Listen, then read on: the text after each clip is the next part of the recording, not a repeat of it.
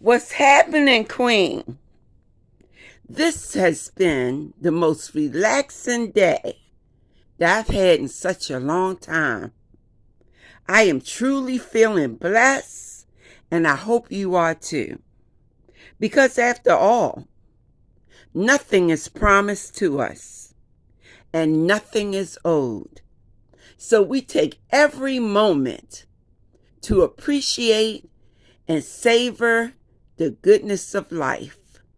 With that being said, Queen, our topic for this evening is: should we engage in marriage or cohabitation? Now, cohabitation is one of those fancy words that mean living together. Now, some may opt to be married, and some may venture towards cohabitation. It's a personal choice, and by all means, you should do what's right for you and for your life. So there's no judgment here. I am going to just give you the pros and the cons of marriage, cohabitation, and being single. So let's look at the pros and the cons. For marriage, this means that you will find happiness, hopefully, with that significant person who is willing and able and ready to make that long-term commitment with you. Marriage brings security and a sense of belonging. It also brings emotional support, love, companionship, shared responsibility, a positive effect on your health. Now, what this means is studies have been done and it's been proven. Married people are happier and tend to live longer. Well, go on now. What else does marriage bring? Social status. Also, people decide to have kids. This makes a family. There are legal benefits and tax benefits to being married. Also, in marriage, there is more financial stability than in relationships where people cohabitate. Now, let's just look at this. What are the cons? The cons are people tend to think that marriage may not align with their values, their goals, and their lifestyle. They fear separation and eventual divorce. Also, there is the belief that there will be infidelity in a marriage. They often compromise and miscommunicate their true feelings. There is a lack of communication, often conflicts. The financial obligations may not be met, and this marriage may end, and there will be a loss in family, his family, her family, and friends, his friends, her friends. Okay, so you can get the same benefits in cohabitation as in marriage. However, in cohabitation, people are more likely to not stay together for the long term.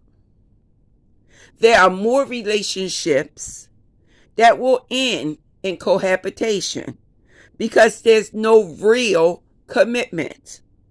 It's almost as if You have a roommate who's living with you and sharing in the responsibilities.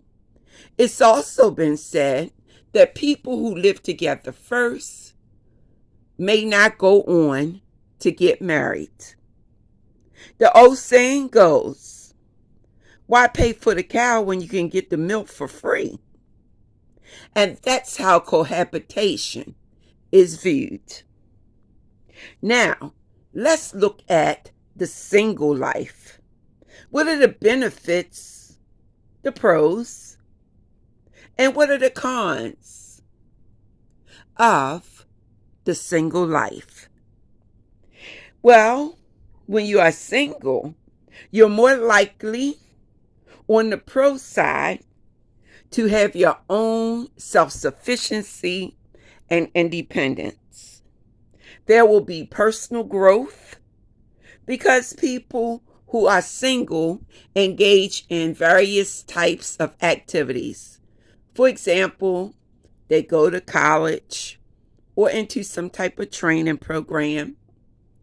They have activities with friends that are social, like going to the gym, hanging out in the clubs, just having a wonderful time. So there's personal growth on many levels. There's more flexibility because you have no one to answer to. When you are single, you have financial freedom. Again, there's no one to answer to. Also, as I said, there is a social network. There are people who are single who get together and they do things like vacation together, party together, visit each other's home, sit down with a group of friends, and have a wonderful time. Also, when you are single, you have lots of opportunities for plenty of rest. Now, on the con side, what does it mean? It means that you may be more lonely if you're single. Well, I'm a single person, and I am not lonely. I tell you, I engage in so many activities that keep myself busy and occupied when I want to. So I fall back to the side of lots of rest and flexibility in my schedule. Outside of work, there are things that I can engage in and not be lonely. So you don't have to be lonely. Lack of emotional support. It depends on your lifestyle. If you're engaged in activities where you're around a group of people, then you will not feel the lack of emotional support because these friends and these people that you're around, they will give you the support that you crave and long for. There is stigma that is surrounding being single. Now, the stigma falls in the laps of other people. As a single person, you may not feel as if you want to be a married individual. Okay? And it's okay with you. But other people will say, you haven't found your husband yet? Where's your significant person? You must be awfully lonely. Okay, so it really falls in the laps of other people. These are their judgments. But you may be okay with your lifestyle. Okay, now, lack of intimacy is the final thing that we will talk about. Well, from my experience, this is a touchy subject because you don't want your personal business out on the internet. But I will say this much. When you have that person that you want to be intimate with on all levels, there's someone out there for you. Now, I will say that intimacy is not just sexual. Okay? That's why I said on many levels. As a professional woman who is also a therapist, I am here to tell you that intimacy is one of those things that you engage on a multifaceted approach to that one dynamic, intimacy. Now, it could be intimacy with your friends who you are not sexual with. You are engaging with this individual and you're having fun and you're talking about various topics.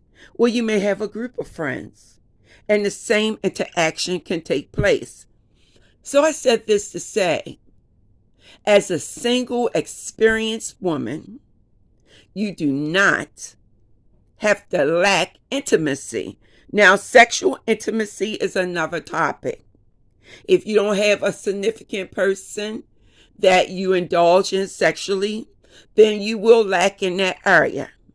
But eventually, you will meet that one significant person. And that one person that you meet, you will have those type of interactions with. With that being said, Majestic Queen, it's been delightful, as usual, to speak with you and to give you the benefit of my knowledge and experience. Because, after all, the next generation of queens must also be majestic. So be majestic, Queen. Take care, stay blessed, and love always.